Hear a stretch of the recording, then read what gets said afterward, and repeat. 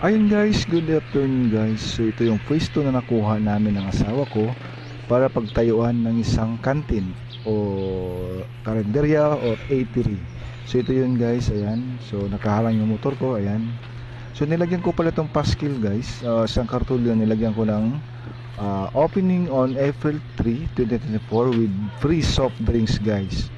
So yan, ayan yung loob guys, makikita nyo, ayan. So nakahanda na po yan ngayong April 3. So mag-start na po kami, magbubukas na po kami. So sa lahat ng mga kakilala ko o makapanood nito na taga dito sa Nabunturan, please come and enjoy dito sa aking munting kainan. So free soft drinks po to guys, punta kayo guys, free soft drinks. Maraming salamat guys. Ayan. Along the highway po ito, katabi ng Assumption College sa Nabunturan.